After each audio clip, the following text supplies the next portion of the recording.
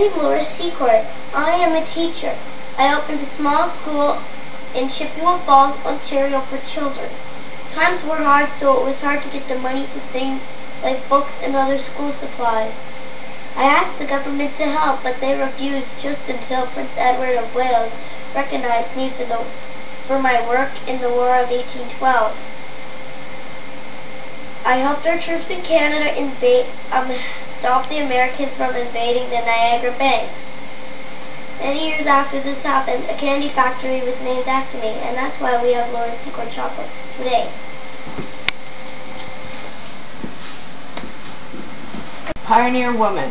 Pioneer Woman had taken the Oregon Trail to start a new life anew. Facts that were recorded and written and told to be true. There were many hardships that happened along the way, but they pursued on, hoping to reach their destination, where they would hope to live and stay. Husbands made the decisions to move out west without the woman's consent. Women didn't question the authority of their husband and obeyed without any argument. Some women traveled westward by themselves without a husband or anyone. Making their way out west was filled with hardships that happened often. The packing of the wagons was left to the woman. Only specific items were taken to be packed and chosen. Household items that deemed unable to be carried on were sold off first to different persons. The money they got for their items sold would help pay for their trip out west. They worked very hard and tried their best. Many women realized personal possessions didn't mean as much anymore, as just the basic supplies were packed onto the wagons and stored. Foods such as beans, coffee, flour, salt, dried meat, oxen, and a cow to be milked they brought along. They hoped they would be able to stand the hardships that would follow and stay strong. Clothing and furniture packed as well. Then the day came to say their farewells. There were a lot of tears that day, as once leaving would be traveling miles upon miles far away. So the journey finally began, with some riding in the wagons and others walking. As they left, the townsfolk wished them well, and all were cheering. As they traveled, many families ran low on food, so they slaughtered an oxen to eat so they wouldn't go hungry. They did things very wisely. They did what they had to do to survive those days long ago in time. They had to cross rivers, and it would have been unsafe to cross with the extra loads they had, so more items were tossed on the trails ahead.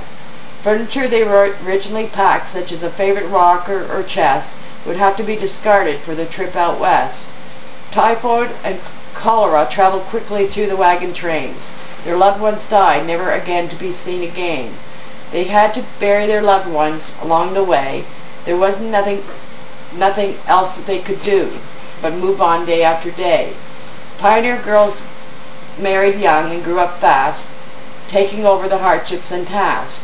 It was very common for young girls back then to get engaged, so they were wed at an early age. When they finally reached their destination, they immediately started to build their homes and put things into place.